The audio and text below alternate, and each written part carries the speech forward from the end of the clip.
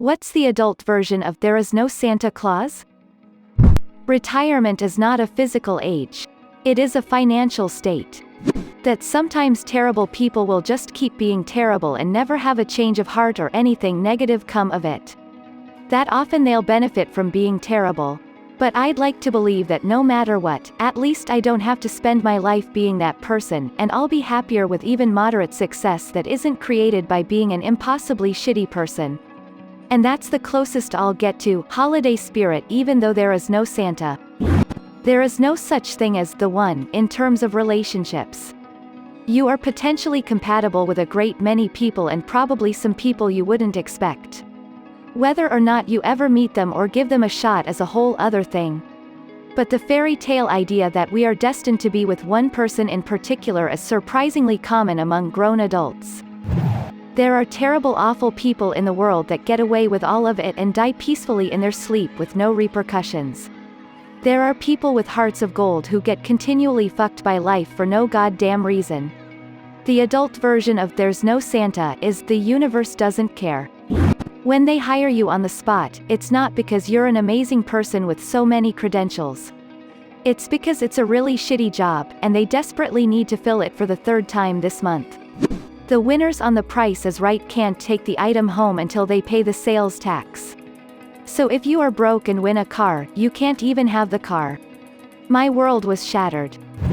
If you work hard and are loyal to your company, they will be loyal to you.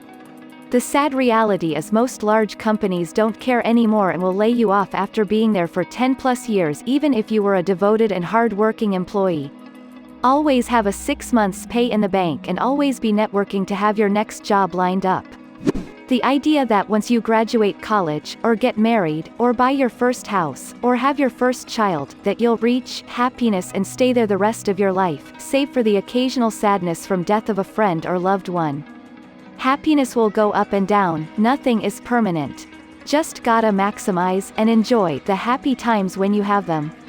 Working hard isn't enough to make it, you are more likely to make it if you know the right person and get lucky on top of it. Not quite an adult thing, but finding out that your degree doesn't automatically get you a job after graduation.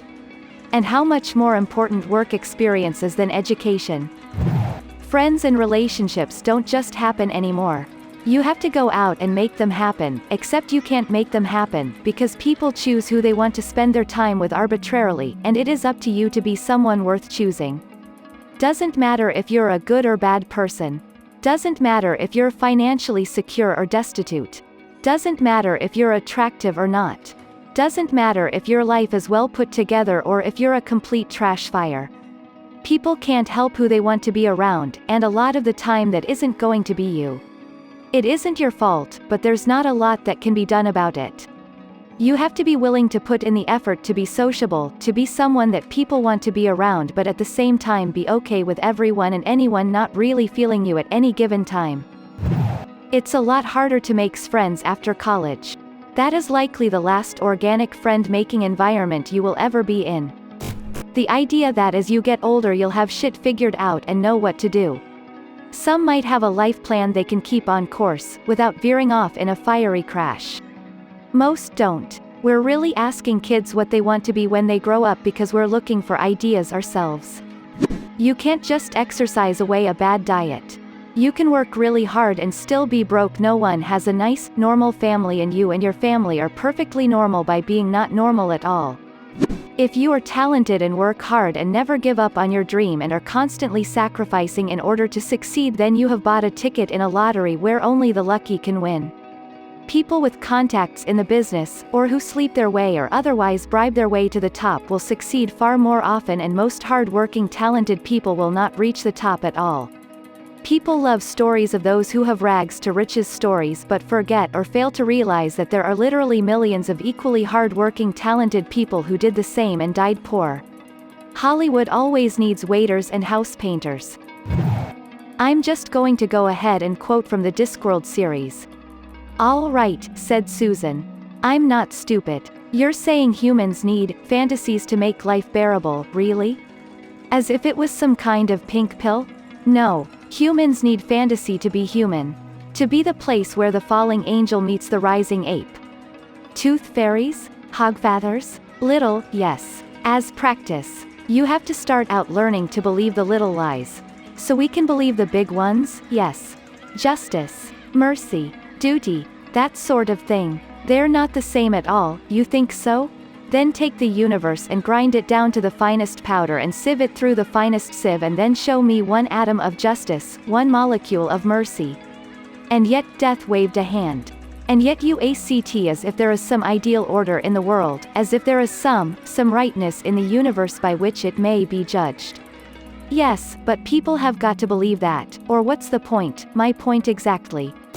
A lot of negativity in this thread, so here's my answer, the realization that life isn't all you probably expected, but that doesn't mean it's still not worth living. You're gonna get hit with a lot of shit, some good, some bad.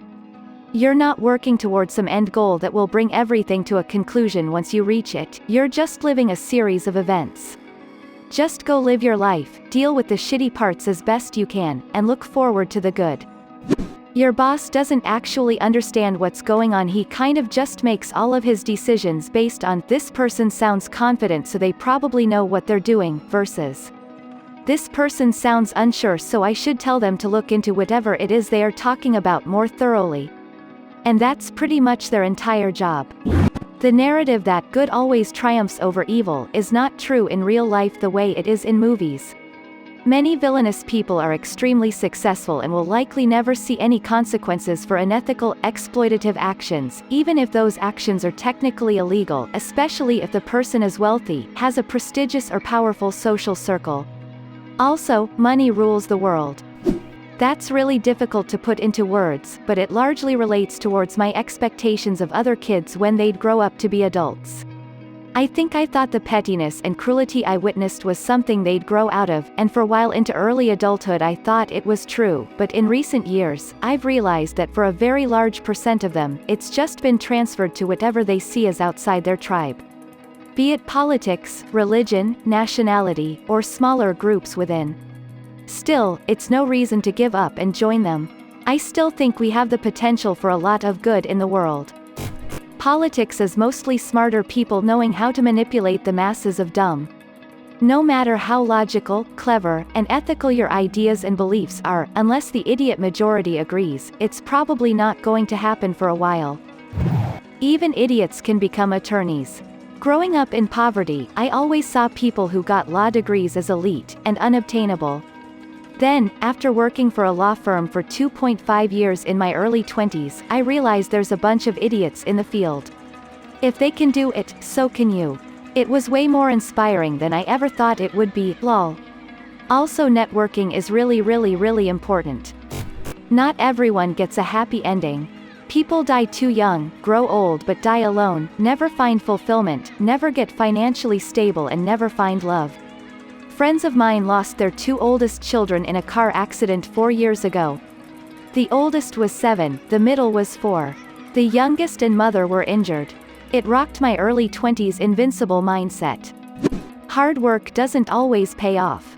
If two people are traveling from New York City to Los Angeles, and one person uses an airplane and the other walks, the person who walks would have worked the hardest to get to where they were going. However, in the time it took for the walking guy to get to Los Angeles, the plane guy not only reached his destination faster but made several more trips, got married, was promoted to a higher position in his company, made several new friends, and overall was able to accomplish and contribute far more. The walking guy, however, didn't accomplish nearly as much because of how much more demanding it was to walk thousands of miles across the entire continental US.